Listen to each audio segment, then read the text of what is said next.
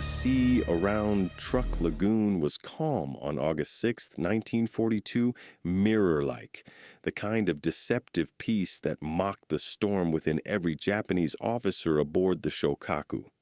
Below deck, in a narrow room suffocating with cigarette smoke and silence, 5 men sat around a table buried beneath maps, fuel reports, and casualty lists.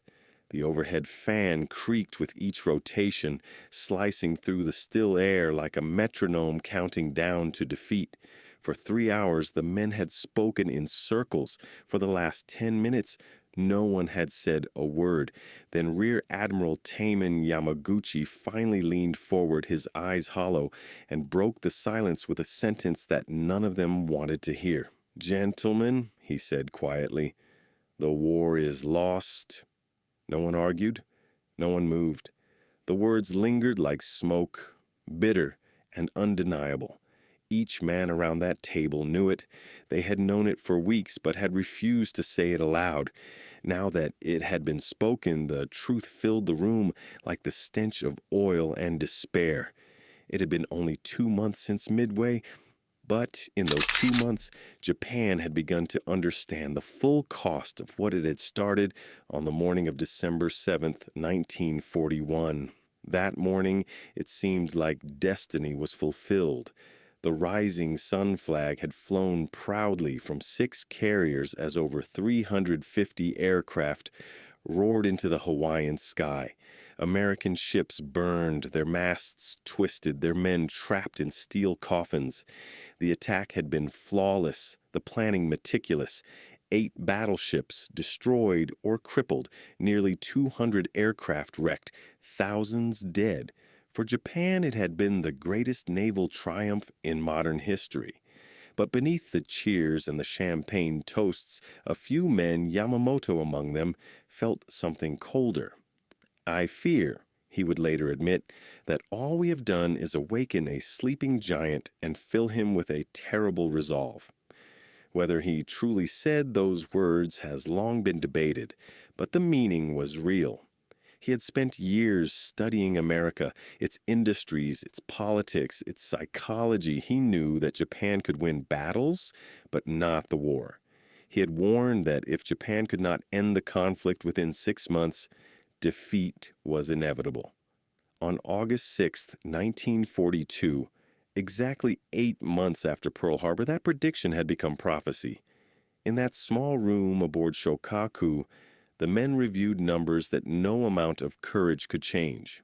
4 carriers lost at Midway: Akagi, Kaga, Soryu, Hiryu, each one a fortress of steel and experience gone forever. Hundreds of pilots died, many of them veterans who had trained for years before the war.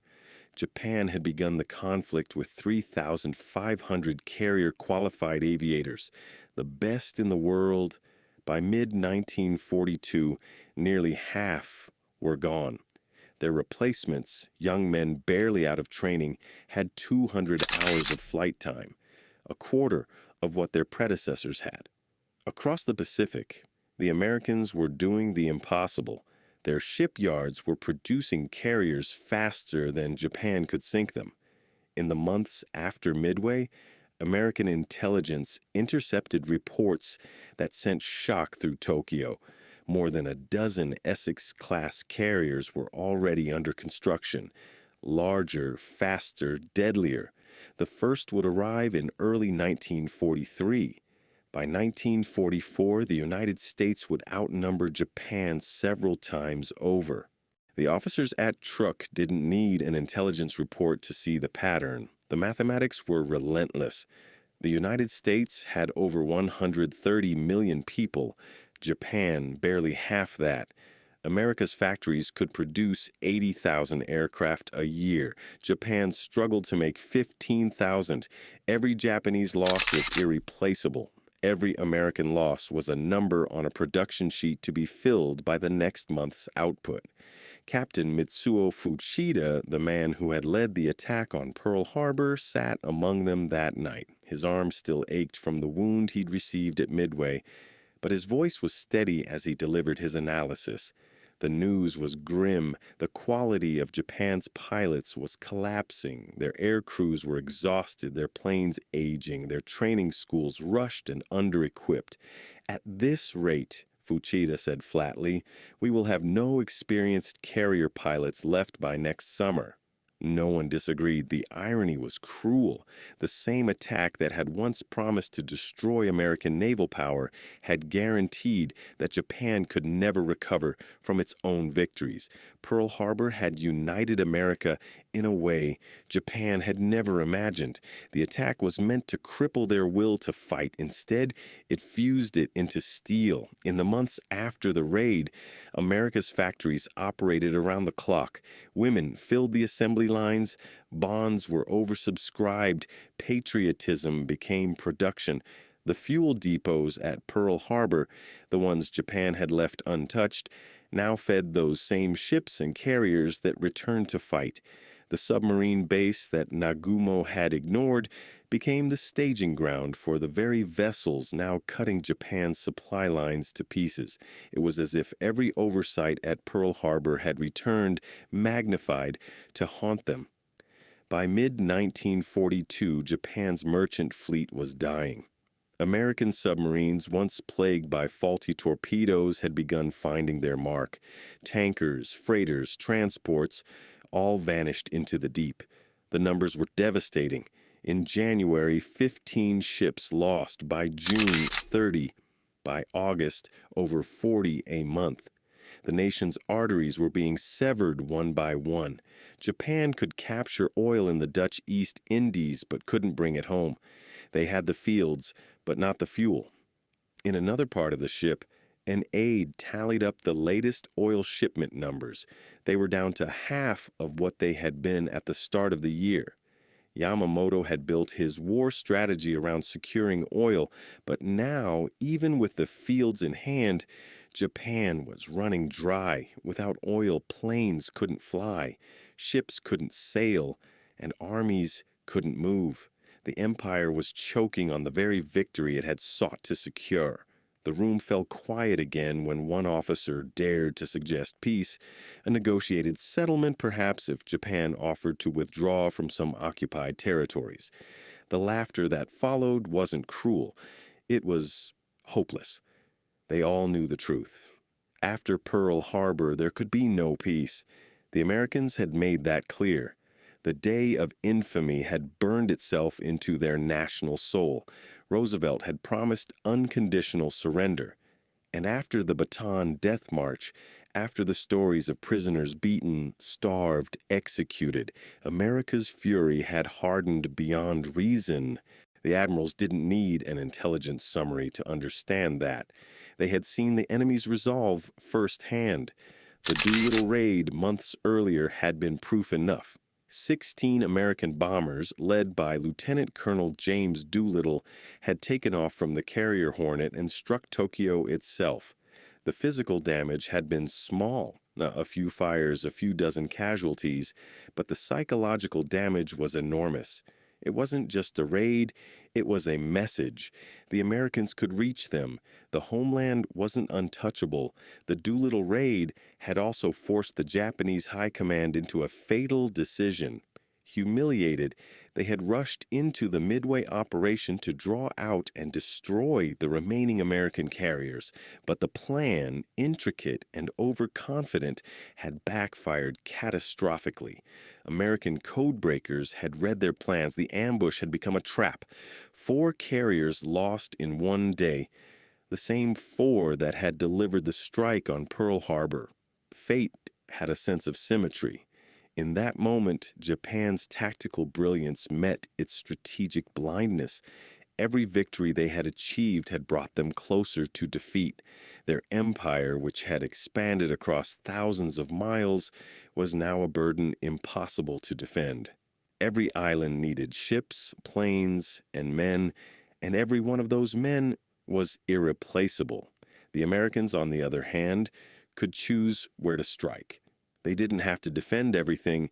They only had to advance, one island at a time.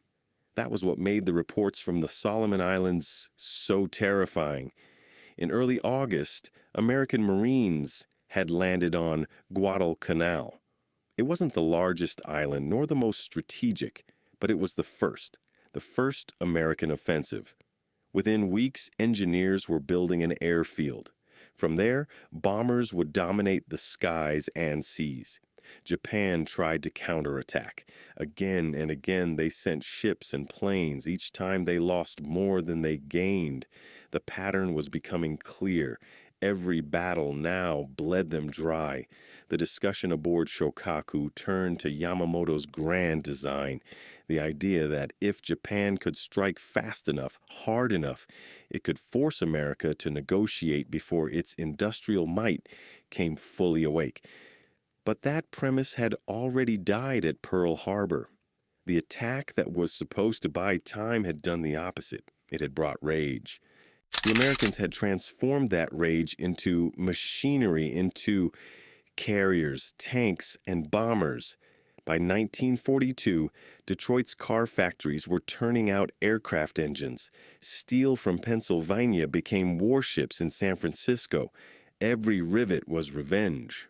What Japan had failed to understand wasn't tactics or technology. It was psychology. The men who had planned Pearl Harbor believed Americans were soft, that they wouldn't stomach a long, bloody war. They believed democracy was weak, that material comfort had made the nation cowardly. Pearl Harbor was meant to shock them into surrender. Instead, it welded them into something unstoppable. Admiral Chuichi Nagumo, who had commanded the Pearl Harbor strike, sat in another meeting weeks later, listening to the same conclusions. His hands trembled as he reviewed his own after-action report from December 1941. The plan had called for 2 attack waves. He had canceled the third, fearing American counterattack and wanting to preserve his forces. That third wave would have destroyed Pearl Harbor's fuel depots, repair yards, and submarine base, the very facilities that now sustained America's Pacific operations. In hindsight, that decision haunted him. 6 months' delay in American recovery might have changed everything, or at least delayed the inevitable. But even Nagumo knew that it would not have changed the outcome. America's industrial capacity was simply too vast. Japan's entire economy was the size of one American state. It had no oil, no steel, no capacity for replacement. Every ship that sank, every pilot that fell was a piece of the empire gone forever. By the time the meeting on Shokaku ended, the officers weren't strategizing anymore. They were mourning for their men, for their country, for the illusion they had once believed. Yamaguchi rose slowly, his uniform heavy with sweat and smoke. "We won at Pearl Harbor," he said quietly, "and in doing so, we lost everything." No one replied. They simply stood, saluted, and filed out one by one. Back to their stations, back to their duties, back to a war they now knew could not be won. Above them, the Pacific rolled endlessly, its surface calm and uncaring. Somewhere beyond the horizon, American shipyards hammered steel into the hulls of new carriers. Somewhere in California, a young woman tightened the bolts on a B-17 bomber. Somewhere in Kansas, a boy too young to shave was learning to fly. The sleeping giant that Yamamoto had feared was not only awake, it was marching. Japan had dreamed of an empire. Instead, it had built its own ruin. The flames that had risen from Pearl Harbor were now reflected in the cities that would one day burn under American bombs. Tokyo, Osaka, Hiroshima. The circle was closing. On August 6, 1942, as the Shokaku floated in the still waters of Truk, the men who had begun that fire finally saw what it would consume. They had bombed Pearl Harbor to destroy America's will, but what they had really done was forge it. And as the giant they had awakened began to move across the Pacific, Japan could only watch and regret.